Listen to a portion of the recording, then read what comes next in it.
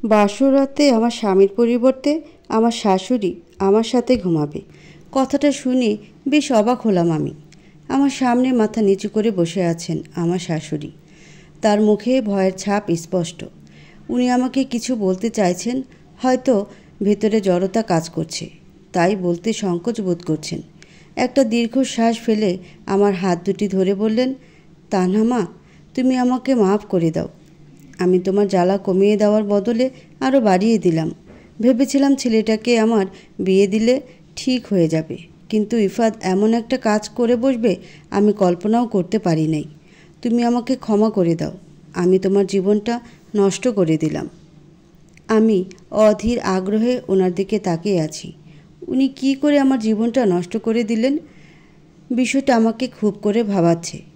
উনি তো আমাকে মৃত্যুপুরী থেকে বাঁচিয়ে নিয়ে এসেছেন, যার জন্য ওনার কাছে আমি সারা জীবন কৃতজ্ঞ থাকব।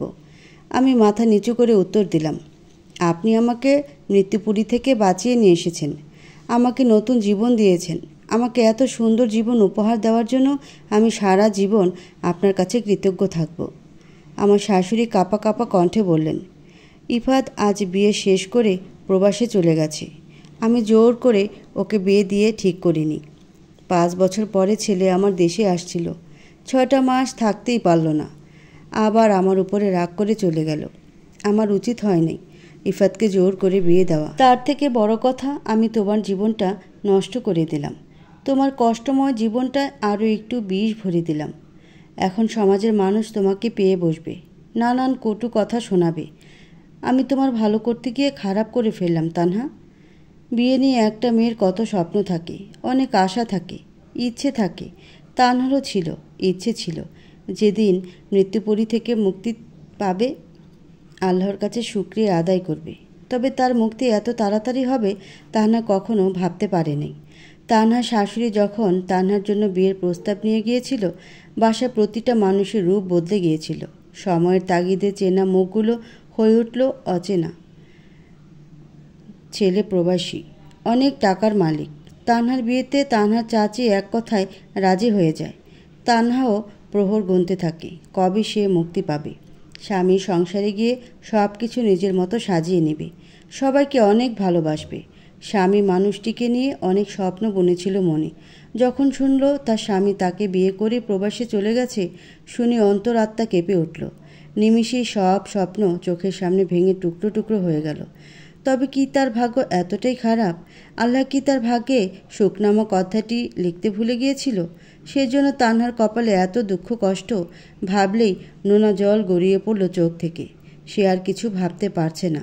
তানহা কান্না করছে দেখে তানহার শাশুড়ি তানহার মাথায় হাত বুলিয়ে দিয়ে বললেন, কান্না করো না মা, তোমার এই মা যতদিন তোমার কাছে আছে কেউ তোমার মন ছুঁয়ে কষ্ট দিতে পারবে না। ইফাতকে ফিরিয়ে নিয়ে আসার দায়িত্ব আমার। তানহা মাথা নিচু করে বসে আছে, কোনো উত্তর করছে না। তানহার শাশুড়ি রোকেয়া বেগম তানহাকে ওয়াশরুম দেখিয়ে দিলেন। হাতে কালো রঙের একটা শাড়ি ধরিয়ে দিয়ে বললেন, বিয়ের শাড়ি বদলে ফেলো, এভাবে আর কতক্ষণ বসে থাকবে? তানহা বিনা বাক্যে শাড়ি নিয়ে ওয়াশরুমে চলে গেল। ওয়াশরুমে এসে নিজের কান্না কিছুতেই আটকে রাখতে পারল না, অঝরে কান্না করে দিল। ওয়াশরুম থেকে ফোপানির আওয়াজ শুনতে পেয়ে রোকেয়া বেগম দীর্ঘ শ্বাস ছাড়লেন। ঘড়ির কাঁটা 12টা ছুঁই ছুঁই। তানহা কালো রঙের শাড়ি পরে ওয়াশরুম থেকে বেরিয়ে আসলো। ফর্সা শরীরটায় কালো রঙটা একটু বেশি জলজল করছে। রোকেয়া বেগম তানহার দিকে তাকিয়ে বললেন, মাশাল্লাহ। আফসোসের সুরে বললেন, তুই কেন তানহার মুখটা দেখলি না ইফাত? আমি আত্মবিশ্বাস নিয়ে বলতে পারি, তুই তানহার মুখের দিকে একবার তাকিয়ে দেখলে কখনো তানহাকে ছেড়ে চলে যেতি না। এত বড় ভুল কেন করলি? তুই একদিন ঠিক বুঝবি। মা ভুল করেনি। তানহাকে দাঁড়িয়ে থাকতে দেখে তানহার শাশুড়ি বললেন, দাঁড়িয়ে আছো কেন মা? আমার পাশে এসে শুয়ে পড়ো, অনেক রাত হয়েছে। কষ্ট পেও না, মা আছে না, সব কিছু ঠিক করে দিবেন। তানহা কোনো কথা বলল না, চুপচাপ শুয়ে পড়ল। তানহার শাশুড়ি তানহার মাথায় বিলি কেটে দিচ্ছে। কতগুলো বছর পরে মায়ের আদর পেয়ে তানহা নিশ্চিন্তে ঘুমিয়ে গেল। কতদিন মায়ের আদর পায় না তানহা। জন্মের আগে তানহার বাবা মারা যায়। তানহার যখন 6 বছর বয়স, তখন পৃথিবীর মায়া ত্যাগ করে তানহার মা তানহাকে একা করে দিয়ে চলে যায়। মা মারা যাওয়ার পরেই খুব করে চেনা পৃথিবীটা হয়ে ওঠে অচেনা। কাছের মানুষগুলো রূপ বদলে যেতে শুরু করলো। তানহার জীবনে কালো অধ্যায় নামক অধ্যায়টি শুরু হলো। সুখের জীবন যতটা দ্রুত চলে যায়, কালো অধ্যায়ের সময়গুলো খুব স্বার্থপর হয়, খুব সহজে যেতেই চায় না। তানহা অনেকবার চেষ্টা করেছে আত্মহত্যা করার, কিন্তু বিবেকের কাছে হেরে গেছে। যে জীবন আল্লাহ তাআলা নিজে দিয়েছে, সে জীবন নষ্ট করার আমি কে? আমার জীবনের ওপরে আমার কোনো অধিকার নেই। আমার জীবনটা আল্লাহ তাআলার আমানত, যা রক্ষা করা আমার দায়িত্ব, ধ্বংস করা নয়। যে জীবন আল্লাহ তাআলার, সে জীবন নষ্ট করার কোনো অধিকার আমার নেই। পরের দিন সকালবেলা তানহার ঘুম ভেঙে গেল। উঠে দেখল শাশুড়ি পাশে নেই। ঘড়িতে 6টা বাজে। এত ঘুমালো কি করে সে? তানহা তো কোনোদিন এত ঘুমায় না। নাকি আজকে শরীরে কারো আঘাত পড়ে নাই, সেজন্য আরামে ঘুমিয়েছে। তানহা উঠতেই তানহার ননদ চৈতালি দৌড়ে আসে। ভাবি, তুমি উঠেছ? আমি সেই কখন থেকে তোমার জন্য অপেক্ষা করছি। আম্মা বলছে তোমাকে ঘুম থেকে না জাগাতে। আমি সেই কখন থেকে অপেক্ষা করছি। কালকে খুব খারাপ লাগছিল, তাই বাসায় এসে ঘুমিয়ে পড়ছিলাম। ভাবি, তাড়াতাড়ি ফ্রেশ হয়ে নামাজ পড়ে নাও। তানহা চৈতালির কথায় খুব খুশি হলো। তানহা প্রতিদিন ফজরের আজানের সময় সজাগ পায়। আজ কেন সে পেল না? তাড়াতাড়ি করে উঠে অজু করে এসে নামাজে দাঁড়িয়ে গেল। সব অশান্তির মধ্যে নামাজই একমাত্র শান্তির কারণ। তানহার কাছে নামাজ শেষ করে চৈতালি কাছে বসল। ভাবি, তুমি একটু অপেক্ষা করো, আমি তোমার জন্য খাবার নিয়ে আসছি। বলেই বেরিয়ে যেতে নিলে তানহা চৈতালির হাত ধরে ফেলে। আমার একা খেয়ে অভ্যাস নেই, আমি সবার সাথে খাবো। মিথ্যা কথা বলছো কেন ভাবি? আমি কিন্তু সব জানি। রাজরানী হয়ে থাকবে আমাদের বাসায়, বুঝছো? হতে পারে আমাদের বাসাটা একতলার ছোট একটা বাসা, কিন্তু এই বাসা থেকে অনেক বেশি ভালোবাসা তুমি পাবে। আমি আম্মু খেয়ে নিয়েছি, শুধু তুমি বাকি আছো। আমাদের বাসায় খাবার খাওয়ার কোনো নিয়ম নেই, যার যখন ইচ্ছে খায়। চৈতালির কথা শুনে তানহা দৃষ্টি নত করে ফেলে। তুমি আমার কথায় কষ্ট পেও না ভাবি, আমি তোমাকে আঘাত করতে চাই নাই। মা বলছে নিজের সবটুকু উজাড় করে তোমাকে ভালোবাসতে, তাই তোমাকে নিজের বোনের নজরে দেখছি। তুমি যদি রাগ করো তাহলে তোমার সাথে আর এমন করব না। চৈতালির কথা শুনে তানহার চোখ ছলছল করে উঠল। এত ভালোবাসাও তার কপালে লেখা আছে? এত সুখ সইবে তো? তুমি কাঁদছো কেন ভাবিমণি? আমার কথায় কষ্ট পেয়েছ? সব কান্না কষ্টের হয় না বোন, কিছু কিছু কান্না সুখের হয়। আল্লাহ আমার কপালে সুখ লিখে রাখছে। সুখ নামক অধ্যায় আমার জীবনেও এসেছে। খুব ভয় হচ্ছে, এত সুখ আমার সইবে তো? সইবে গো, সইবে। চৈতালি যতদিন আছে। কষ্ট আমার ভাবিমণিকে ফুলের টোকাও দিতে পারবে না। চৈতালির কথায় তানহা হেসে দিল। এই তো আমার ভাবি হেসেছে। আমার ভাবিকে হাসলে কত সুন্দর দেখায়। ও ভাবি, তুমি সব সময় হাসবে আর গম্ভীর মুখ করে থাকবে না। একটু অপেক্ষা করো, আমি তোমার জন্য খাবার নিয়ে আসছি। বলেই চৈতালি চলে গেল। সৌদি আরবের অন্ধকার রুমে দেয়ালে মাথা ঠেকিয়ে দাঁড়িয়ে আছে ইফাত। চোখ দুটো অসম্ভব লাল হয়ে আছে, চুলগুলো এলোমেলো হয়ে আছে। শার্টের ওপরের দুটি বোতাম খোলা। কালো রঙের শার্ট পরিহিতা শ্যামপুরুষকে একটু বেশি আকর্ষণীয় দেখাচ্ছে। নিজেকে বড্ড অসহায় মনে হচ্ছে ইফাদের। মায়ের উপরে এক আকাশ পরিমাণ অভিমান জমেছে। মনে মনে ঠিক করে নিল আর কোনো দিন দেশে ফিরবে না।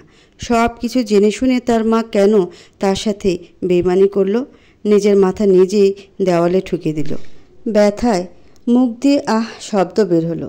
রেগে রুমে থাকা সব কিছু ভেঙে টুকরো টুকরো করে ফেলছে। কোনোভাবেই নিজের রাগ নিয়ন্ত্রণ করতে পারছে না। তবে কেন তার মা তার সাথে এমন মিথ্যা নাটক করলো? দু হাতে নিজের চুলগুলো টেনে ধরল ইফাত।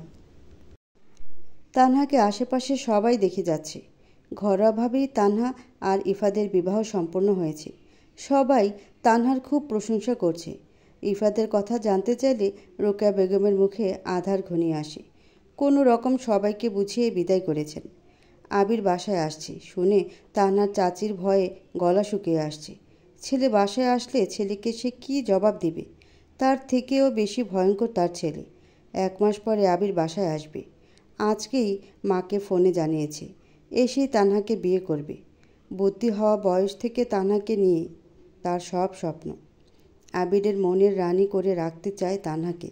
আবির যতদিন বাসায় ছিল তানহার শরীরে কেউ ফুলের টোকা দেওয়ার সাহস পেত না। হাজার হলেও আবির বাসার একমাত্র ছেলে। ছোটবেলা থেকেই সাধ্যের মধ্যে থাকলে আবিরের সব ইচ্ছে পূরণ চেষ্টা করেছে আবিরের মা।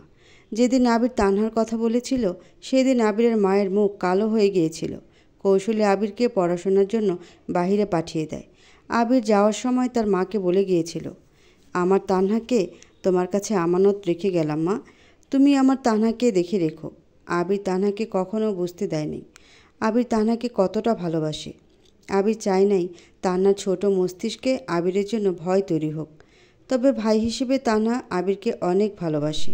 ইফাত রেডি হয়ে কাজে বেরিয়ে পড়ল। সৌদি আরবের বিশাল এক রেস্টুরেন্টে কাজ করে ইফাত। প্রবাস জীবন এত সোজা না। 2 মিনিট বসে থাকার সময় নেই। বসিয়ে তো আর মালিক টাকা দিবে না ইফাতকে। ইফাত কাজ করছিল। ঠিক সেই সময়ে শ্রুতি আসে রেস্টুরেন্টে। পরনে তার টিয়া রঙের সালোয়ার কামিজ। সৌদি আরব হওয়ায় খুব শালীনভাবে চলাফেরা করে শ্রুতি। সৌদি আরবে শ্রুতির খালা থাকে। প্রায় ঘুরতে আসে খালার বাসায়। ভিসা শেষ হয়ে গেলে আবার ফিরে যায় শ্রুতি। শ্রুতিকে দেখে ইফাদের জ্বলন্ত রাগ আরও দ্বিগুণ বেড়ে গেল। শ্রুতি এসে বসতে বসতে বলল, কি গো কালা চাঁদ, কেমন আছো? শুনলাম দেশে গিয়েছিলে নাকি? আমাকে বলো নাই যে? আমাকে বললে আমি তোমার বাসায় চলে যেতাম। খেতে দেওয়ার ভয়ে বলনি? কতটুকুই আর খেতাম বলো? আমার এইটুকুই পেট। খালার বাসায় কি খাবার কম দিচ্ছে ম্যাডাম? সৌদি আরব থেকে বাংলাদেশে গিয়ে খেয়ে আসতে হবে। আমার তো মনে হচ্ছে খাওয়ার জন্য বাংলাদেশ থেকে সৌদি আরব এসেছেন। মানুষ এক দেশে কতবার ঘুরতে আসে। ভালোই কথা বলতে শিখে গেছো। আমি এবার দিয়ে 2 বার আসলাম। 5 বছর আগে আসছিলাম, আবার 5 বছর পরে আসলাম। 3 মাস থেকে চলে যাব। তারপর বলো, দেশে গিয়েছিলে কি করতে? বিয়ে করতে গিয়েছিলাম। ইফাদের কথায় শ্রুতি হেসে দিল। তারপরে বলল, তোমার মতো কালামানিকরে আমি ছাড়া কেউ বিয়ে করবে না, যতই ভাব দেখাও না কেন। শেষমেশ আমাকেই তোমার বিয়ে করতে হবে। এই কালামানিকরেই আসমানের পরই বিয়ে করছে। তোমার থেকে সুন্দর আমার বউ। নিজের কথাতে নিজেই অবাক হয়ে গেল ইফাত। এটা সে কি বলে ফেলল?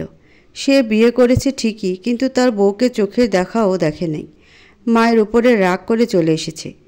তুমি খুব সুন্দর জোকস বলতে পারো ইফাত। বিয়ে করেছ? তাহলে তোমার বউকে দেখাও দেখি, কেমন সুন্দরী মেয়ে বিয়ে করেছো তুমি। ইফাত এবার মাথা চুলকিয়ে ভাবতে লাগলো, এখন কি করবে সে। কোনো উপায় না পেয়ে বলল, কি খাবেন বলুন, নিয়ে আসি। কথা উল্টিয়ে দিচ্ছ। ব্যক্তিগত প্রশ্ন করতে এখানে আসেন নাই নিশ্চয়ই। কিন্তু আমার কালামানিক সত্যি সত্যি বিয়ে করলো নাকি জানতে হবে না?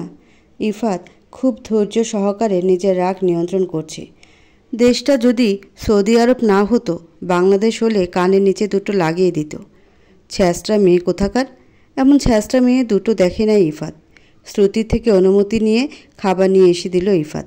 ইফাতকে যখন দেখেছে প্রতিদিন আসবে, বিরক্ত হয়ে নিজের কাজে মন দিল ইফাত। চৈতালি আর তান্না এক বিছানায় পাশাপাশি শুয়ে আছে। চৈতালির মাথায় দুষ্টু বুদ্ধি এলো। ভাবি, ভাইয়াকে ফোন দিই, কথা বলবে। তানহার বুকের ভিতর ধক করে উঠল। বিয়ে হয়েছে অথচ মানুষটাকে চোখের দেখাও দেখে নেই। অসহায় দৃষ্টিতে চৈতালির দিকে তাকিয়ে আছে। চৈতালি ইফাতকে ফোন দিল। ইফাত কাজ করছিল। কল কেটে দিয়ে কাজ করতে শুরু করলো। সারাদিন কাজ করে ক্লান্ত শরীর নিয়ে নিজের রুমে ফিরল ইফাত। গোসল করে খেতে বসেছে। খাওয়া দাওয়াটা ঠিকমতো হয় না। খেয়ে বিছানায় গা এলিয়ে দিয়ে নিজের ফোনটা হাতে নিল। ছোট বোনের অনেকগুলো কল দেখে বোনকে ফোন দিল। পৃথিবীতে এই একটা মানুষের ওপরে রাগ করে থাকতে পারে না। ইফাত ছাড়া মেয়েটার আবদার পূরণ করার মানুষ নেই। চৈতালি যত আবদার ইফাদের কাছে। বাবা মারা যাওয়ার 40 দিনের মাথায় ইফাদের বড় ভাই আত্মহত্যা করে। পরিবারের সব চাপ এসে পড়ে ইফাদের উপরে। ইফাত তখন অনার্স 2য় বর্ষের ছাত্র ছিল। পরিবারের হাল ধরতে পড়াশোনা ছেড়ে দূরপ্রবাসে পাড়ি জমাতে হয় ইফাদের। চৈতালি ভাইয়ের ফোন পেয়ে খুশিতে আটখানা। ভাবতেই পারেনি তার ভাই তার সাথে কথা বলবে। তড়িঘড়ি করে ফোন তুলল। আসসালামু আলাইকুম ভাইয়া, কেমন আছো? আমি তোমার উপরে রাগ করছি। তুমি এভাবে না বলে চলে গেলে কেন? কথা বলবে না আমার সাথে? ইফাত সালামের উত্তর দিয়ে একটা দীর্ঘশ্বাস ফেলে বলল, তুই সব কিছু জানতি, তবুও আমাকে কিছু জানাসনি কেন? ভাইয়া, আম্মু তোমার ভালোর জন্যই করেছে। তুমি একটা ভুল ধারণা মনে বেঁধে রেখেছ। তুমি তো ভাবিমণিকে দেখো নাই। দেখলে ভাবিমণিকে আর বিদেশে যেতে চাইবে না। চৈতালির কথা শুনে ইফাত চৈতালিকে ধমক দিল। চৈতালি ভয়ে চুপসে গেল, মন খারাপ করে ফেলল। তোর কিছু লাগবে? পড়াশোনা করছিস ঠিকমতো? তুই এবার ইন্টার দিতেও বসে না? সামনে তোর পরীক্ষা। পড়াশোনা বাদ দিয়ে সারাদিন ফোন ঘাটিস। বাসায় গেলে এবার ফোন কেড়ে নেব, আর দিব না। ভাইয়া, মায়ের কথা জানতে চাইলে না? আমার কোনো মা নেই। তোর কোনো কথা থাকলে বল, না হলে আমার ঘুম পেয়েছে, আমি ঘুমাবো, সকালে কাজে যেতে হবে। তোমার বউয়ের সাথে কথা বলবে ভাইয়া? ওপাশ থেকে আর কোনো উত্তর আসলো না। ইফাত কল কেটে দিয়েছে। রোকেয়া বেগম দরজার কাছে থেকে সব কিছু শুনছিলেন। দু চোখে পানি এসে ছলছল করছে। তিনি আর এক মুহূর্ত দাঁড়ালেন না, রুম ত্যাগ করে বেরিয়ে গেলেন। তানহার নিজেকে খুব অপরাধী মনে হচ্ছে। আজ তার জন্য এতগুলো মানুষ কষ্ট পাচ্ছে। সে আসলে অপয়া, যার জীবনে যায় সব সুখ শান্তি নষ্ট করে দেয়। তানহাকে কান্না করতে দেখে চৈতালি তানহার মাথায় হাত রাখল। তুমি কান্না করো না ভাবি, সব কিছু ঠিক হয়ে যাবে। ভাইয়া সাময়িকভাবে অভিমান করে আছে। ভাইয়ার অভিমান শেষ হলে সব কিছু এতটা সুন্দর হবে তুমি ভাবতেও পারবে না। তুমি যতটা কল্পনা করবে তার থেকে বেশি সুন্দর হবে তোমার জীবন। পরের দিন সকালবেলা রোকেয়া বেগম দরজা খুলছেন না। চৈতালির বেশ চিন্তা হচ্ছে। নামাজ পড়ার জন্য তিনি খুব ভোরে ওঠেন। তানহা নামাজ পড়ে বাইরে এসে চৈতালিকে দাঁড়িয়ে থাকতে দেখে চৈতালির কাছে আসলো। তানহার উপস্থিতি পেয়ে চৈতালি ভয়ে তানহার দু হাত আঁকড়ে ধরল। কাঁপা কাঁপা গলায় বলল, ভাবি, আম্মু দরজা খুলছে না। ডেকেছিলে? উনি তো সকালে উঠেন, তাই না? আম্মু সবার আগে উঠে নামাজ পড়ে রান্না করে। পুরো বাসা নিস্তব্ধ হয়ে আছে। দুজনের গা কেমন ছমছম করে উঠল। দুজন অনেক চেষ্টা করেও দরজা খুলতে পারলেন না। ভয়ে দুজনের হাত পা ঠান্ডা হয়ে আসছে। চৈতালি বাধ্য হয়ে ইফাতকে ফোন দিল। অনেকবার কল কেটে যাওয়ার পরে ইফাত কল রিসিভ করলো। সৌদি আরবে এখনও ভোরের আলো ফোটেনি। বেশ বিরক্ত হয়ে বলল, কি হয়েছে? এভাবে ফোন দিচ্ছিস কেন? ভাইয়া, মা দরজা খুলছে না। ডাক দিলেই তো পারিস, আমাকে কেন ফোন করছিস? ডেকেছি, মা কোনো সাড়া শব্দ করছে না। আবার কোন নাটক সাজিয়েছে কে জানে। ভাইয়া, কী সব বাজে কথা বলছো? আমি জানি না। তোমাকে বিয়ে দেওয়ার জন্য মিথ্যার আশ্রয় নিয়েছি, তাই বলে যে মা প্রতিদিন সকালে নামাজ বাদ দেয় না, সে মা নামাজ পড়তেও ওঠে নাই, বিষয়টা কি তোমাকে একটুও ভাবাচ্ছে না? ইফাত ঘুমের রেশ কাটিয়ে গভীরভাবে ভাবতে শুরু করলো। তারপরে বলল, বাসার পেছনে যা, জানালা দিয়ে ভেতরে গিয়ে দেখ কি হয়েছে, আমাকে ফোন করে জানাবি। চৈতালি তাড়াতাড়ি করে বাসার পেছনে গেল। হালকা ধাক্কা দিতে জানালা খুলে গেল। চৈতালি রুমের মধ্যে গিয়ে দেখল রোকেয়া বেগম কাঁথা মুড়ি দিয়ে শুয়ে আছে। চৈতালি দ্রুত মায়ের কাছে গেল। মায়ের হাত পা কেমন জানি ঠান্ডা লাগছে। ভয়ে কথা গলায় এসে আটকে আসছে। দৌড়ে গিয়ে দরজা খুলে দিল চৈতালি। তানহা রুমের ভেতরে প্রবেশ করে রোকেয়া বেগমের মাথার কাছে গিয়ে বসল। হাত পা ঠান্ডা হয়ে গেছে। কয়েকবার ডাক দিল, তবুও রোকেয়া বেগমের কোনো সাড়া শব্দ না পেয়ে বুকে মাথা রাখল। নিঃশ্বাস এখনও চলছে। চৈতালি ভয়ে চুপসে গেছে, নীরবে কান্না করে যাচ্ছে। তানহা উত্তেজিত হয়ে চৈতালিকে বলল, দ্রুত রাস্তায় যাও, গিয়ে কোনো গাড়ি দেখতে পেলে দাঁড় করাও। যদি গাড়ি না পাও তাহলে মোড়ের দিকে এগিয়ে যাবে, সময় নষ্ট করো না। আম্মাকে দ্রুত হসপিটালে নিয়ে যেতে হবে। চৈতালি এক মুহূর্ত দেরি করল না, ছুটে বাইরে বেরিয়ে গেল। খুব সকাল হওয়ায় পুরো রাস্তা ফাঁকা। মাঝে মাঝে একদল বয়স্ক মানুষ হেঁটে যাচ্ছে। চৈতালির পা যেন চলছে না, জোর করে টেনে নিয়ে যাচ্ছে। আজকে ভীষণ করে চৈতালির বাবার কথা মনে পড়ছে। বাবা থাকলে তাকে এতটা কষ্ট পেতে হতো না। চৈতালি কোনো রকমে মরে আসলো। পুরো রাস্তা ফাঁকা। 30 মিনিট পরে চৈতালি একটা সিএনজি দেখতে পেল। দ্রুত সিএনজি নিয়ে নিজের বাসার সামনে আসলো। বাসায় এসে তানহাকে বললে তানহা আর চৈতালি দুজনে মিলে রোকেয়া বেগমকে ধরে সিএনজিতে তুলে ফেলল। সিএনজি চলতে শুরু করলো। পথ যেন শেষ হচ্ছে না। এই বিপদের সময়গুলোও না এতটা দীর্ঘ হয় কেন? চৈতালির নিঃশ্বাস আটকে আসছে।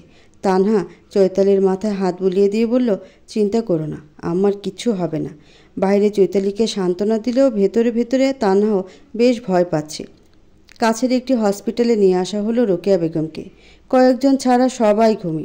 তানহা সিএনজির ভাড়া মিটিয়ে দিয়ে হসপিটালের মধ্যে গেল। একটু পরে দুজন মহিলা এসে রোকেয়া বেগমকে হসপিটালের মধ্যে নিয়ে গেল। ডক্টর রোকেয়া বেগমকে দেখছেন। বাইরে অস্থির হয়ে বসে আছে তানহা আর চৈতালি। বেশ কিছু সময় অতিবাহিত হবার পরে ডক্টর রুম থেকে বেরিয়ে আসলেন। তানহা আর চৈতালি ডক্টরের কাছে এগিয়ে গেল। আমার আম্মা কেমন আছেন? বলল তানহা। আপনার আম্মা প্রচুর টেনশন করেন, যার ফলে উনি স্ট্রোক করেছেন। আর একটু দেরি হলে খারাপ কি হয়ে যেতে পারত। এখন কেমন আছেন? আলহামদুলিল্লাহ ভালো আছে। আমরা আমাদের মতো চেষ্টা করেছি। জ্ঞান ফিরলে দেখা করবেন। যতটা পারবেন ওনাকে চিন্তামুক্ত রাখবেন। এই বয়সে এত চিন্তা আর মানসিক চাপ নিলে উনি মারাও যেতে পারেন। আমরা এরপর থেকে আমার খেয়াল রাখব। আপনারা অপেক্ষা করুন, আমার একটা পেশেন্ট আছে, দেখে আসতে হবে। আজকে ছুটি দিয়ে দিব বলেই ডক্টর চলে গেল। চৈতালি ভয়ে তানহার দুহাত আঁকড়ে ধরে আছে। মেয়েটা খালি বড়ই হয়েছে, বয়সের তুলনায় জ্ঞান বুদ্ধি কম হয়েছে। সারাদিন পেরিয়ে গেল, এখনও ইফাদের কোনো ফোন আসলো না। চৈতালির খুব রাগ হচ্ছে ভাইয়ের ওপরে। ভাবি, দেখছো ভাইয়ের কি একটুও কাণ্ডজ্ঞান নেই? সারাদিনে একটা বারও আম্মুর খোঁজ নিল না। তোমার ভাইয়া তো বসে থেকে খায় না বোন। প্রবাস জীবন এত সোজা না। তোমার ভাইকে তার মালিক বসিয়ে বসিয়ে টাকা দেবে না, কঠোর পরিশ্রম করতে হয়, তবেই টাকার দেখা মিলে। সবাই শুধু প্রবাসীদের টাকাই দেখে, কিন্তু কষ্টটা কেউ দেখে না। সবার খালি টাকা আর টাকা। আচ্ছা, টাকা দেওয়ার মানুষটা ভালো আছে কি না, খেয়েছে কি না, তার কষ্ট হচ্ছে কি না, কেউ কখনো জানতে চেয়েছে? সরি ভাবি, আমি নিজের বোন হয়ে কি করে অকৃতজ্ঞদের মতো কথা বললাম। ভাইয়া আমাদের ভালো রাখার জন্য নিজের সব ইচ্ছে বিসর্জন দিয়ে দূরপ্রবাসে পড়ে আছে। আমি তাও আম্মুর ভালোবাসা পাচ্ছি। দিন শেষে ভাইয়া সেটুকুও পায় না। আপনজন ছেড়ে থাকার কষ্টটা ফিল করতে পারছি ভাবি। কান্না করো না, সব কিছু ঠিক হয়ে যাবে। কথা বলতে বলতেই ইফাদের ফোন আসলো। চৈতালি দ্রুত ফোন তুলল। ইফাদ উত্তেজিত হয়ে বলল, তোর মায়ের কি অবস্থা? এখন কেমন আছে? টাকা লাগলে আমাকে বলিস, আমি পাঠিয়ে দিব। চৈতালি ইফাদকে মেসেজ পাঠিয়ে রাখছিল। মেসেজটা ইফাদের চোখে পড়তে সাথে সাথে চৈতালিকে ফোন করে। এমনিতেই সারাদিন মায়ের জন্য মন কেমন করছিল। বাসায় এসে আগে ফোন হাতে নিয়েছে। এমন করে বলছো কেন? আমার মা কি তোমার মা হয় না? টাকা লাগবে না, ভাবি টাকা দিয়েছে। আম্মুর খেয়াল রাখিস, কি হয় না হয় আমাকে মেসেজ দিয়ে জানিয়ে রাখবি। আমার চিন্তা হয় অনেক। তাহলে দেশে চলে আসো। এভাবে সবার থেকে পালিয়ে গেলে কেন? ইফাত আর কোনো কথা বলল না, কল কেটে দিল। বরাবরের মতো চৈতালি এবারও হতাশ। তানহা সব কিছু শুনছিল। সব কিছু শুনে একটা দীর্ঘ শ্বাস ফেলল। রোকেয়া বেগমকে বাসায় নিয়ে আসা হয়েছে। তিনি মোটামুটি এখন অনেকটাই সুস্থ হয়েছেন। তানহা আর চৈতালি মাটিতে বসে আছে। দুজন মিলে গভীর মনোযোগ দিয়ে কিছু একটা করছে। চৈতালি ইফাতকে একটু ফোন দে, আমি ইফাদের সাথে কথা বলতে চাই। ভাইয়া তোমার সাথে কথা বলবে না মা? ফোন ধরিয়ে দে, তারপরে দেখব কেমন করে কথা না বলে থাকে। চৈতালি মায়ের কথা মতো ইফাতকে ফোন দিল। হাসনা বেগমের সামনে বসে আছে আবির। চোখে মুখে হাজারো প্রশ্ন। খুব খুশি হয়ে বাসায় প্রবেশ করেছিল। আবিরের খুশি বেশিক্ষণ টিকে থাকল না। তানহা ভেবে তার ফুপাতো বোনের চোখ ধরে বলল, তানু পাখি, আমি চলে এসেছি। এবার থেকে তোর আর কোনো কিছুর অভাব হবে না। একদম যোগ্য ছেলে হয়ে এসেছি তোর সামনে। এই সমাজে বেকার ছেলের কোনো দাম নেই রে তানু। এবার মা আমাকে বলতে পারবে না তুই নিজেই আমাদের ঘাড়ে বসে খাস। বিয়ে করে বউকে খাওয়াবি কি? আবিরের এইসব কথা শুনে মারিয়া থতমত খেয়ে যায়। ভাইয়া, আমি মারিয়া। তুমি কী সব বলছো? আমি তোমার তানহু পাখি না, দয়া করে আমার চোখ ছাড়ো। ওহ সরি রে মারিয়া, আমি তোকে তানহা মনে করেছিলাম। মা কোথায়? আমি তো জানি না ভাইয়া। আজ সকালে আসছি আমি, ফুপাকে দেখলাম বাসায়। ফুপা বলল বাজার থেকে আসি। আমি অপেক্ষা করছি, কিন্তু ফুপু এখনও আসেনি। তাই ভাবলাম নুডলস রান্না করে খাই। আম্মুর কাজেই তো এটা সারাদিন শুধু পাড়া বেড়ায়। তুই থাক, আমি তানহুর সাথে দেখা করে আসি। আবির তানহার রুমের দিকে এগিয়ে গেল। যত তানহার রুমের দিকে এগিয়ে যাচ্ছে হৃৎপিণ্ডের গতিবেগ ক্রমশ বেড়েই চলেছে। ভেতরে কেমন জানি ফাঁকা ফাঁকা লাগছে। সাহস নিয়ে তানহার রুমে প্রবেশ করল। পুরো রুম ঘুটঘুটে অন্ধকার। আবির ফোন বের করে আলো জ্বালিয়ে দিল। পুরো রুম আলোকিত হয়ে গেছে। রুমে সব কিছু পরিষ্কার দেখা যাচ্ছে, শুধু দেখা যাচ্ছে না তার তানহাকে। আবিরের তৃষ্ণার্ত দু চোখ পাগলের মতো তানহাকে খুঁজে চলছে। দ্রুত তানহার রুম থেকে বেরিয়ে আসলো আবির। ডাইনিং রুমে আসতেই মায়ের দেখা পেল। খুশি হয়ে দৌড়ে মাকে জড়িয়ে ধরল। মা, কেমন আছো? সারাদিন কোথায় ঘুরে বেড়াও বলো তো? আমি কখন থেকে এসে অপেক্ষা করছি। মা, তানুকে দেখতে পাচ্ছি না, ওকে ডেকে দাও তো। খুব অরুণচণ্ডী হয়েছে না? আমি এসেছি, এবার ওর ওড়ার পাখা ভেঙে দিব। হাসনা বেগম ভয়ে চুপসে গেল। চোখে মুখে ভয় জেঁকে বসেছে। ধীর গতিতে হাত পা কাঁপছে। ছেলেকে নিজের থেকে ছাড়িয়ে সোফায় বসিয়ে দিলেন। আমি তোকে সব কিছু বলছি। কত দূর থেকে আসলি বলতো? এসেই তান্হা তান্হা শুরু করে দিয়েছিস। আমি তোর জন্য কিছু নিয়ে আসি, খেতে খেতে গল্প করছি বলে এক প্রকার দৌড়ে পালিয়ে গেল হাসনা বেগম।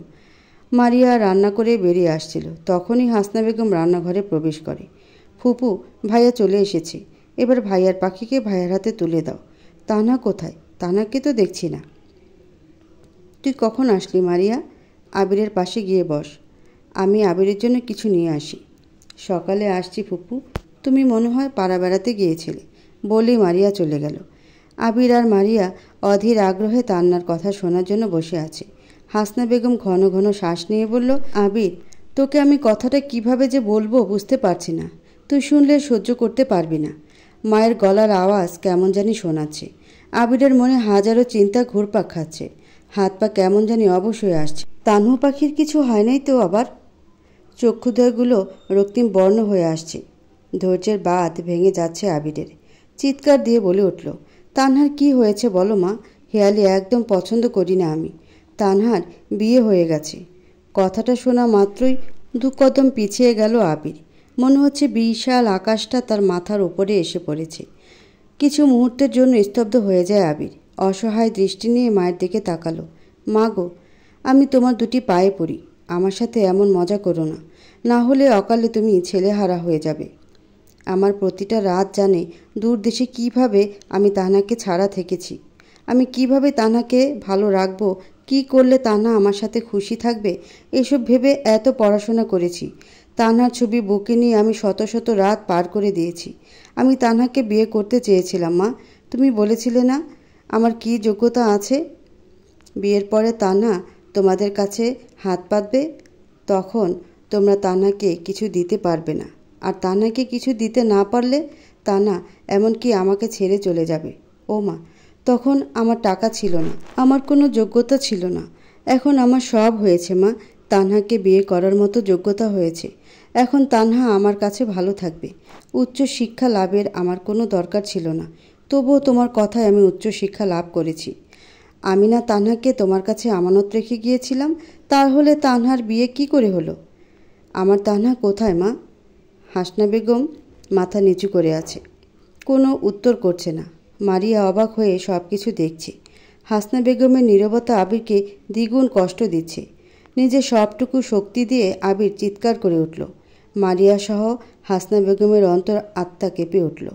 ছেলের একই রূপ, ছেলের এমন উন্মাদ আচরণের সাথে পরিচিত নন হাসনা বেগম।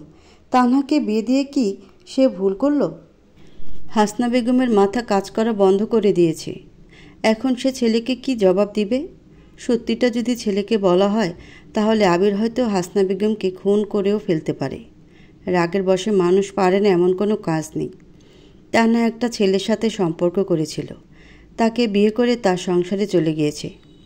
আমাকে তুমি বাচ্চা পেয়েছ যে আমাকে বোঝাবে, আমি সেটাই বুঝবো। মা, আমি কিন্তু ভুলি নাই তুমি তান্হার উপরে কী পরিমাণ অত্যাচার করতে। আচ্ছা, আমি চলে যাওয়ার পরে তুমি অত্যাচার করে মেরে ফেলোনি তো আবার?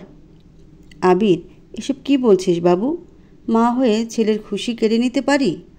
তোকে আগেই বলেছিলাম ওই ছোট লোকের বাচ্চা আমাদের খেয়ে একদিন আমাদের সাথে বিশ্বাসঘাতকতা করবে। মা, সাবধানে। তান্হার নামে একটা বাজে কথা বললে আমি ভুলে যাব তুমি আমার মা হও। তোমার এই বাড়ি নিয়ে অনেক গর্ব, তাই না? যে বাড়িতে আমার তান্হার জায়গা হয় নাই সেই বাড়ি আজ আমি শেষ করে দেব বলেই পুরো বাড়ির সব কিছু ভাঙতে শুরু করলো। মারিয়া আর রোকেয়া বেগম এক কোণে দাঁড়িয়ে আছে। দুজন ভয়ে চুপসে গেছে। আবির একদম উন্মাদ হয়ে গেছে। এত বছরের তিলে তিলে গড়ে স্বপ্ন নিমিষেই টুকরো টুকরো করে দিল তার মা। বুকের মাঝখানে হাহাকার পড়ে গেছে আবিরের। হারানোর যন্ত্রণা সহ্য করতে পারছে না আবির। নিজেকে পৃথিবীর সবচেয়ে অসহায় মানুষ বলে মনে হচ্ছে আবিরের। নিজেকে যোগ্য করে তুলতে গিয়ে নিজের প্রিয় মানুষকেই হারিয়ে ফেললাম। এমন যোগ্যতার আমার দরকার নেই। আবিরের বাবা এসে সব কিছু দেখে মুহূর্তে স্তব্ধ হয়ে যান। তিনি যে ভয়টা পেয়েছিলেন ঠিক সেটাই হলো। এখন আবিরকে সে কী জবাব দিবে? মাহতাব সাহেব ছেলের কাঁধে হাত রাখতেই আবির বাবাকে জড়িয়ে ধরে হাউমাউ করে কান্না করে দিল। একটা ছেলে কতটা অসহায় হলে নিজের বাবাকে জড়িয়ে ধরে কান্না করতে পারে? ছেলের কান্না দেখে মাহতাব সাহেবের বুক চিরে কান্না আসছে। ছেলেদের কান্না করাটা বড্ড বেমানান। সকল নিয়ম ভেঙে হাউমাউ করে কান্না করছে আবির। ভাঙা ভাঙা কণ্ঠে বলল আবির, ও বাবা দেখো না, মা কী সব আজে বাজে কথা বলছে। তুমি বলো না মা সব কিছু মিথ্যা কথা বলছে, আমার সাথে মজা করছে। তানহাকে ছাড়া আমার বুকের মাঝখানে ফাঁকা ফাঁকা লাগছে। আমার খুব কষ্ট হচ্ছে বাবা, তানহাকে এনে দাও। সত্যি আমি কিছু একটা করে ফেলবো। আমি বাঁচতে পারবো না তানহাকে ছাড়া। মাহতাব সাহেব নিজেকে সামলে নিয়ে বললেন, কেউ কাউকে ছাড়া মরে যায় না আবির। তানহার বিয়ে হয়ে গেছে, এটা তোমাকে মেনে নিতে হবে। আমি মানি না। কেন করলে তোমরা আমার সাথে এরকম? পৃথিবীর সকল নিয়ম ভেঙে আমার তানহাকে চাই। তানহা যদি 10 বাচ্চার মাও হয়ে যায় তবুও আমি তানহাকে কবুল করতে রাজি। তোমরা একটা কথা ভালো করে শুনে রাখো, তানহা যদি পাতালে থাকে তাহলে আমি তানহাকে পাতাল থেকে বের করে নিয়ে আসব। আমি আমার তানহাকে নিয়ে অনেক দূরে চলে যাব, এতটা দূরে চলে যাব যতটা দূরে গেলে তোমরা আর আমাদের খুঁজে পাবে না। তানহার নামে বাজে কথা বলে লাভ নেই। আমি জানি তানহা কেমন মেয়ে। বলেই দৌড়ে নিজের রুমে চলে গেল। আবির চলে যাওয়ার পরে কান্নায় ভেঙে পড়লেন হাসনা বেগম। মাহতাব সাহেবের কাছে এসে বললেন, তবে কি আমি ভুল করে ফেললাম? তানহার প্রতি আমার রাগ আমাকে এতটা নিচে নামিয়ে দিয়েছে। নিজের ছেলের কথা না ভেবে তানহার জীবন নষ্ট হবে, তানহা সুখী হবে না দেখে জেনে শুনে ইফাদ নামের ছেলের সাথে বিয়ে দিয়ে দিলাম। এখন আমার ছেলের কি হবে? নিজ হাতে ছেলের একই বড় সর্বনাশ করে ফেললাম। কথাগুলো শেষ হবার সাথে সাথে হাসনা বেগমের গালে কষে থাপ্পড় বসিয়ে দিল মাহতাব সাহেব। এত বড় কাজ করার আগে আমার মতামত নেওয়ার প্রয়োজন মনে করলে না। আমি জানতাম আবিরের মনে তানহার জন্য সফট কর্নার কাজ করে, কিন্তু এটা তো জানতাম না আবির তানহাকে তোমার কাছে আমানত হিসেবে রেখে গিয়েছিল। এটা যদি আমি আগে জানতাম তাহলে তানহাকে এ বাড়ির বাইরে এক পা রাখতে দিতাম না। তুমি আমাকে বলেছ তানহা ইফাতকে পছন্দ করে, সেজন্য বিয়েতে রাজি হয়েছে। আমার আগেই সন্দেহ হয়েছিল তোমার মতো মহিলা তানহার কথা ভাবছে। তোমার নাটক দেখে অবাক হয়েছিলাম, তখন কিছু বলিনি, কারণ তানহা বিয়েতে রাজি হয়েছিল। মেয়েটাকে অনেক খুশি দেখাচ্ছিল। মেয়েটার খুশির কথা ভেবে আমি তখন চুপ ছিলাম। কম অত্যাচার করতে না মেয়েটার উপরে। তোমার থেকে বেঁচে গেছে, মাঝখান থেকে আমার ছেলেটা কষ্ট পাচ্ছে। তোমাকে বলে না গিয়ে যদি আমাকে বলে যেত, এত বড় দুর্ঘটনা আমি কখনো হতে দিতাম না। আফসোস, আবির আমাকে খুব ভয় পায়।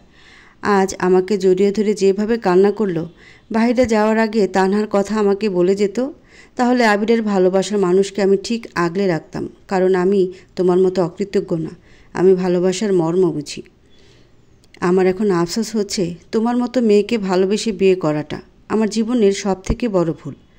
কথাগুলো বলেই চলে গেলেন মাহতাব সাহেব। হাসনা বেগমের দু চোখ দিয়ে অঝরে অশ্রু গড়িয়ে পড়ছে। 30 বছর সংসার জীবনে প্রথম তার স্বামী তার গায়ে হাত তুললেন। ভালোবাসায় বিয়ে করেছিলেন দুজন। পৃথিবীর আদর্শ স্বামীদের মধ্যে মাহতাব সাহেব একজন। তারাও তো ভালোবেসে বিয়ে করেছে, তাহলে ছেলের ভালোবাসাটা কেন বুঝলেন না? এত কিছুর পরেও তানহার ওপরে খুব রাগ হচ্ছে। আজ তানহার জন্য স্বামীর হাতে মার খেয়েছে সে। তানহাকে কিছুতেই ভালো থাকতে দিবে না, মনে মনে প্রতিজ্ঞা করে নিল সে। আবির রুমে এসে লাল টুকটুকে রঙের শাড়িটা বুকে চেপে ধরে কান্না করছে। দেশে এসে তানহাকে বিয়ে করবে, সেজন্য তানহার জন্য শাড়ি, চুড়ি, গহনা, মেকআপ, চকলেট, লিপস্টিক, আলতা আরও অনেক কিছু নিয়ে এসেছে তার মনের রানীর জন্য। কিন্তু তার মনের রানী আর তার নেই, অন্য কারো হয়ে গেছে। ভাবতে পুরো শরীরের লোম দাঁড়িয়ে উঠল। আবিরের মনে হচ্ছে কেউ তার কলিজাটা ভেতর থেকে বের করে নিয়ে আসছে। আমার যখন টাকা ছিল না তখন তুই ছিলি, এখন আমার টাকা আছে কিন্তু তুই নেই। আল্লাহর এটা কেমন বিচার রে তানহা? তোকে ছাড়া বেঁচে থাকাটা আমার মৃত্যুর সমান হবে। যার মনে রাজত্ব জুড়ে তোর বসবাস, সে রাজ্যে অন্য রানী কীভাবে রাজত্ব করবে? আমি পারবো না, তোকে আমার চাই। তুই কোথায় রে তানহা? মা তোকে কোথায় লুকিয়ে রেখেছে? কথাগুলো বলতে বলতে ফ্লোরে টান হয়ে শুয়ে পড়ল আবির। মনে শান্তি না পেলে দুনিয়ায় কোনো কিছুই ভালো লাগে না। বাঁচতে ইচ্ছে করছে না আবিরের। তুই যদি আমার সাথে কথা না বলে কল কেটে দিস তাহলে আমার মরা মুখ দেখবি, বলে দিলাম, বললেন রোকেয়া বেগম। কি বলবেন তাড়াতাড়ি বলুন। আমার সময় নেই, তাড়াতাড়ি ঘুমাবো। সকালে আমার কাজ আছে, আমাকে কাজে যেতে হবে। মায়ের ওপরে খুব রাগ হয়েছে? আমার টাকা লাগবে না বাবা, আমার তোকে লাগবে। তুই 5 বছর দেশের বাইরে ছিলি, 5 বছরে যত টাকা উপার্জন করেছিস এতে আমাদের চলে যাবে। বাবা, তুই দেশে চলে আয়, ছোটোখাটো একটা ব্যবসা করবি। টাকার জন্য তোর আর দূরপ্রবাসে থাকতে হবে না। এটা সম্ভব নয়। আমি 2 বছরের আগে দেশে যেতে পারবো না। আমি যদি মরে যাই, শেষ দেখার জন্য আসবি না? তোমার আগে যদি আমার লাশ কফিনে করে বাংলাদেশে পাঠিয়ে দেওয়া হয়? ইফাত, আমাকে রাগাবি না বললাম। তাহলে তুমি আমাকে রাগাচ্ছ কেন? এমনিতেই মিথ্যার আশ্রয় নিয়ে আমাকে বিয়ে করতে বাধ্য করেছ। এখন কি চাচ্ছ? আমি মরে যাই? দয়া করে আমাকে বাঁচতে দাও। আমি তোকে ছোট থেকে মানুষ করেছি, তোকে নিয়ে আমার কোনো আশা থাকতে পারে না? তুই যদি কাউকে ভালোবাসতি তাহলে আমি তাকে তোর সাথে বিয়ে দিয়ে দিতাম। তুই তো কাউকে ভালোবাসিস না, তাই নিজের মন মতো বিয়ে দিয়েছি। আমার উপরে তোর এত রাগ? বেশ, আমি তোকে কথা দিলাম, আমি মরে গেলেও তোকে আর কোনোদিন ফোন দেব না। যতদিন না পর্যন্ত দেশে আসবি ততদিন তোর সাথে কথা বলবো না। বলেই কল কেটে দিল। চৈতালি আর তানহা পাশাপাশি শুয়ে আছে। চৈতালি ফোনে ভিডিও দেখছিল। হঠাৎ করে বলে উঠল, ভাবি, ভাইয়াকে দেখবে? হ্যাঁ, দেখলে মন্দ হয় না। আমার পোড়া কপাল, বিয়ে করেছি, এখনও পর্যন্ত নিজের বরকেই দেখতে পেলাম না। চৈতালি ফোন থেকে ইফাদের একটা ছবি বের করে তানহার দিকে এগিয়ে দিল। তানহা ছবিটির দিকে তাকিয়ে বলল, মাশাল্লাহ, একদম আমার স্বপ্নের পুরুষের মতো দেখতে। বলেই ছবিটা বুকের সাথে মিলিয়ে নিল। চৈতালি তানহার কাণ্ড দেখে মুখ টিপে হাসছে। তানহা চৈতালির দিকে তাকিয়ে জিভে কামড় দিল। তারপরে চৈতালির হাতে ফোন ধরিয়ে দিয়ে বলল, দেখি আম্মা কী করছে, ওষুধ খেয়েছে কিনা। হয়েছে, থাক, এত লজ্জা পেতে হবে না। তোমারই বর, সারা জীবন দেখলেও পাপ হবে না। এখন বলো, তোমার স্বপ্নের পুরুষ বলতে কী বোঝালে? কিছু না, আমি আসছি। তুমি না বললে আমি তোমার বেস্ট ফ্রেন্ড হয়ে গিয়েছি? তাহলে আমার থেকে কথা লুকাচ্ছ কেন? আসলে আমার ছোটোবেলা থেকে ইচ্ছে ছিল আমি শ্যামপুরুষ বিয়ে করব। তখন এতটা বুঝতাম না। চাচি খালি বলতো, আর একটু বড় হ, খালি বিয়ে দিয়ে আপদ বিদায় করব। তখন আমি চাচিকে বলতাম, আমাকে বিয়ে দিলে শ্যামলা ছেলের সাথে বিয়ে দিবে, ফর্সা ছেলে আমার একদম পছন্দ না। কেন? ফর্সা ছেলে তোমাকে কি করেছে? ছেলে মানুষ ফর্সা হলে ভালো লাগে না, আবার অতিরিক্ত কালো ছেলেও আমার কাছে ভালো লাগে না। ছেলে মানুষ হবে না ফর্সা না কালো, যাকে আমাদের ভাষায় শ্যামলা বলা হয়। আর সবার পছন্দ এক না। আমি যেটা পছন্দ করি তোমার সেটা পছন্দ নাও হতে পারে। আমি আমার মনের কথা তোমাকে বললাম, কাউকে বলবে না কিন্তু। আমার কিন্তু ফর্সা ছেলে পছন্দ ভাবি। ভাইয়া দেশে আসলে বলবে আমাকে ফর্সা ছেলের সাথে বিয়ে দিতে। বলে লজ্জায় 2 হাত দিয়ে মুখ ঢেকে ফেলল চৈতালি। কি পাজি মেয়ে, আমি তোমার ভাবি হই, একটু তো লজ্জা শরম করতে শিখো। তুমিও তো বলেছিলে সেটা আমি ছোট থাকতে বলেছি। আমিও তো তোমার ছোট বোন, তাই না? জানো, আমার একটা ভাইয়া আছে, দেখতে অনেক ফর্সা, বাইরে পড়াশোনা করতে গিয়েছে। ভাইয়া যখন ছিল চাচি আমার উপর অত্যাচার করতে পারতো না। ভাইয়া আমাকে একবার বলেছিল ভাইয়া বড় হয়ে অনেক টাকা রোজগার করবে, তারপরে আমাকে বিয়ে করে দূরে চলে যাবে, যেন চাচি আমাকে অত্যাচার করতে না পারে। আমি সে কি কান্না জুড়ে দিয়েছিলাম। ভাইয়া অনেক ফর্সা আর আমি তো ফর্সা ছেলে বিয়ে করব না। টানা 3 ঘন্টা কান্না করার পরে ভাইয়া চকলেট দিয়ে কান্না থামিয়েছিল। সেদিন চাচি আমার ছোট ছোট বেড়ে ওঠা চুলগুলো ধরে অনেক মেরেছিল। তুমি কিছু বলতে না তোমার চাচিকে? তোমার ভাইয়ার নাম কি? বিয়ের সময় তো তোমার ভাইয়াকে দেখলাম না। তোমার ভাইয়াকে আমিই বিয়ে করব। তুমি আমার ভাইয়াকে বিয়ে করেছো, আমি তোমার ভাইয়াকে বিয়ে করব, হিসাব বরাবর। আমার ভাইয়ার নাম আবির, তার সাথে সংসার করতে পারবে তো? বাবা, আবির ভাইয়া যে রাগী, দেখলেই আমার কলিজা শুকিয়ে যায়। চাচি যেদিন আমাকে মারতো আমি রাগ করে তরকারিতে মরিচ গুঁড়ো বেশি দিয়ে দিতাম, লবণ বেশি দিতাম, জিনিস নষ্ট করে ফেলতাম। আমাকে দেখে যতটা ভালো মনে হয় আমি কিন্তু ততটা ভালো না, খুব ঘাটতার একটা মেয়ে। আমি জানি মার খাবো, তাহলে কেন স্বাদের তরকারি রান্না করে খাওয়াবো? কেউ আমাকে 10টা মারবে, আমি তাকে একটা তো দিয়ে আসতে পারবো। কি সাংঘাতিক মেয়ে রে বাবা। আচ্ছা, তোমার ঘাড়ে দাগ দেখলাম, তোমার চাচি মেরে দাগ করে দিয়েছে? মন খারাপ করো না ভাবি, তোমাকে আর কেউ কষ্ট দেবে না। তুমি আমাদের বাসায় রাজরানী হয়ে থাকবে। আমার ভাইয়া অনেক ভালো, একবার ভালোবেসে দেখো, একটা মুহূর্ত ভাইয়াকে ছাড়া থাকতে পারবে না। উনি ভালোবাসার সুযোগ দিলেন কোথায়? বলি একটা দীর্ঘশ্বাস ছাড়ল তানহা। দীর্ঘ 2 বছর পরে নিজের দেশে পা রাখল ইফাত। ঘড়ির কাঁটায় রাত 2টো বাজে। বাসায় পৌঁছাতে পৌঁছাতে রাত 4টা বেজে যাবে। নিজের জিনিসগুলো নিয়ে এয়ারপোর্ট থেকে বেরিয়ে আসলো ইফাত। বেশ কিছুক্ষণ অপেক্ষা করার পরে গাড়ির দেখা মিলল। গাড়িতে উঠে বাসার উদ্দেশ্যে রওনা দিল।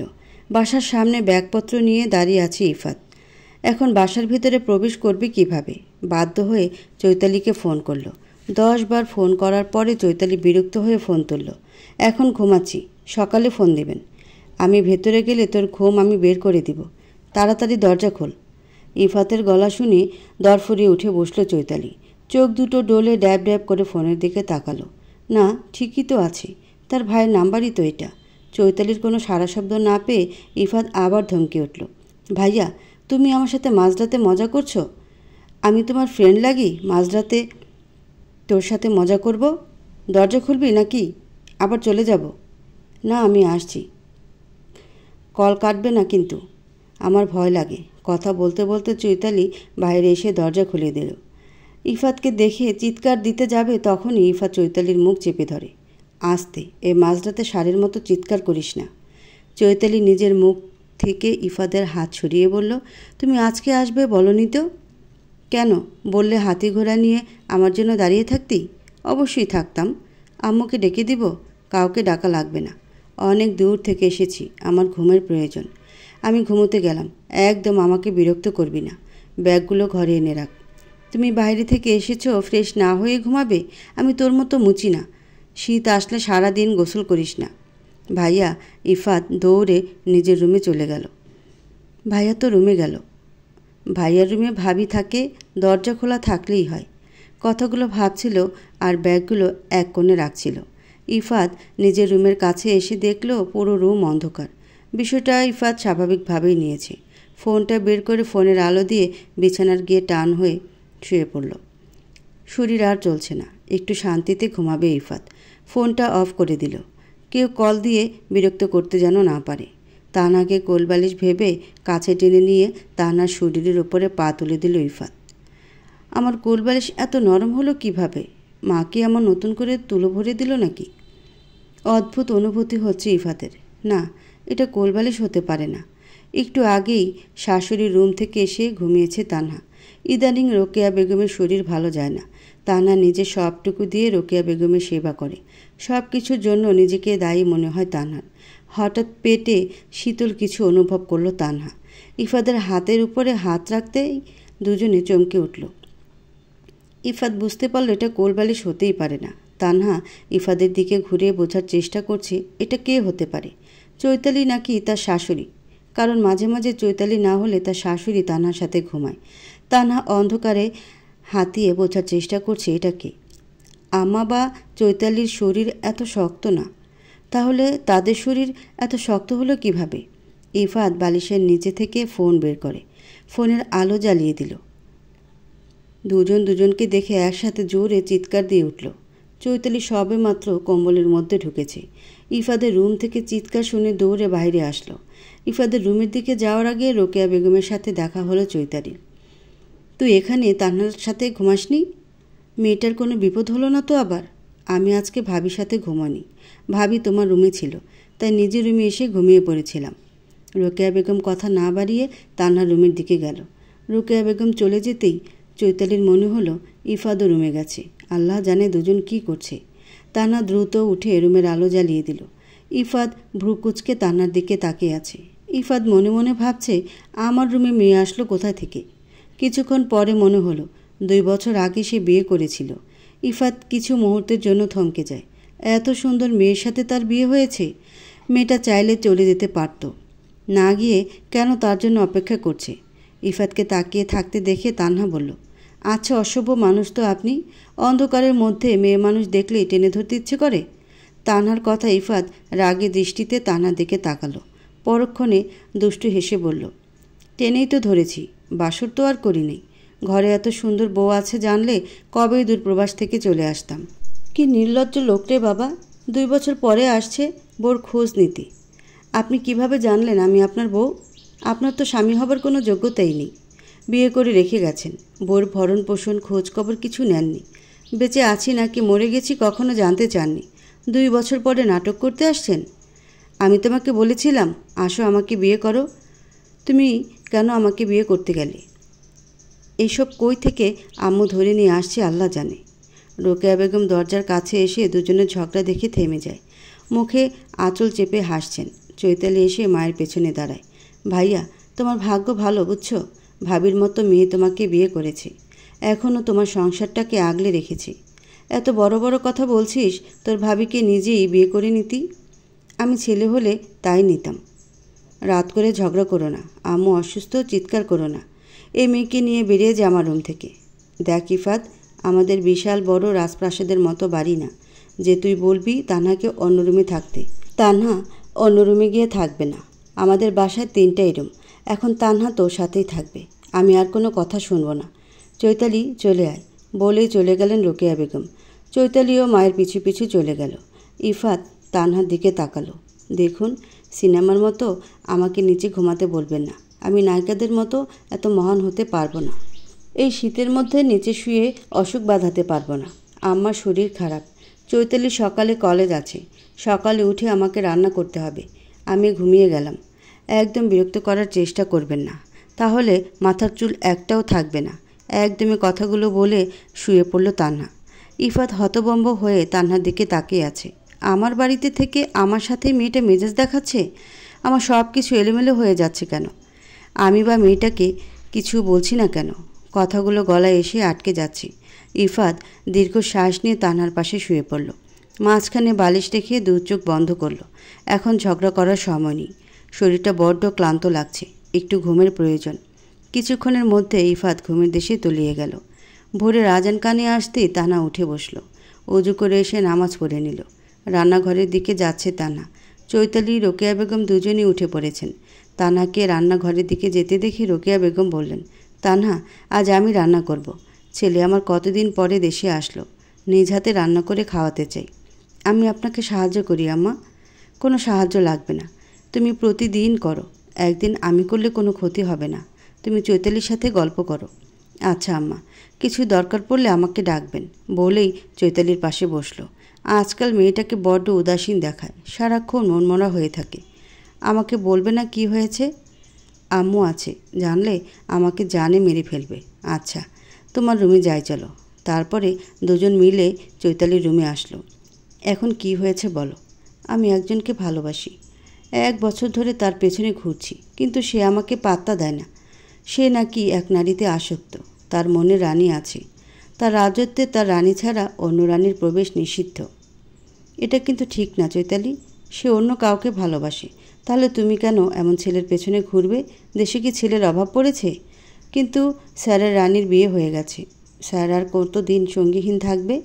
স্যারের তো বয়স হচ্ছে নাকি? আচ্ছা, স্যারের কি বিয়ে করতে ইচ্ছে করে না?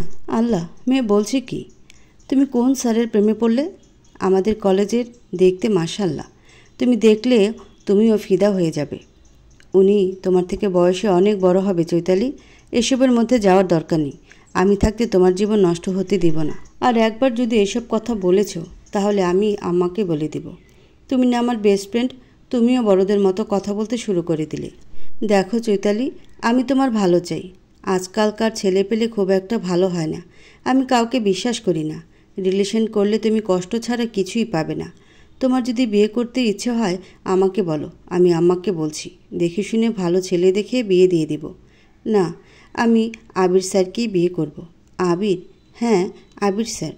নতুন এসেছে আমাদের কলেজে। দেখতে কেমন? অনেক সুন্দর। তোমার দেখে কাজ নেই, তোমার বিয়ে হয়ে গেছে। তোমার যদি ভালো লেগে থাকে, সে যদি তোমাকে গ্রহণ করে আমাকে বলবে, আমি আম্মাকে জানাবো। একটা কথা মনে রেখো চৈতালি, জীবন কিন্তু একটাই। ভুল মানুষের পাল্লায় পড়ে নিজের সুন্দর জীবন নষ্ট করো না। আবির কলেজের দিকে যাচ্ছে। আজকে কি মনে করে বাসায় বাইক রেখে আসছে। সকালের মিষ্টি রোদ এসে আবিরের শরীরে পড়েছে। এই মিষ্টি রোদটা আবিরের সৌন্দর্য দ্বিগুণ বাড়িয়ে তুলেছে। হঠাৎ পেছন থেকে কেউ বলে উঠল, স্যার, আই লাভ ইউ। আবির দ্রুত পেছনে ঘুরে দাঁড়ালো। কাউকেই দেখা যাচ্ছে না। আবির বেশ বিরক্ত। তাকে প্রতিদিন এইভাবে কেউ আড়াল থেকে বিরক্ত করে। আবিরের মুখে গাম্ভীর্য ভাব। সামনে ঘুরে নিজের গন্তব্যের দিকে যেতে লাগলো আবির। চৈতালি গাছের আড়াল থেকে বেরিয়ে এসে স্বস্তির নিঃশ্বাস ছাড়ল। একটা বছর ধরে এভাবে আবিরকে বিরক্ত করে যাচ্ছে চৈতালি। ভয়ে সামনে আসার সাহস হয় নাই কখনো।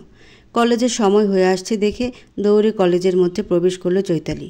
আবির অফিস রুমে এসে ভাবছে, কে তাকে এইভাবে প্রতিদিন বিরক্ত করে। কালকে আমি এর শেষ দেখিয়ে ছাড়ব বলেই ক্লাসের উদ্দেশ্যে বেরিয়ে গেল।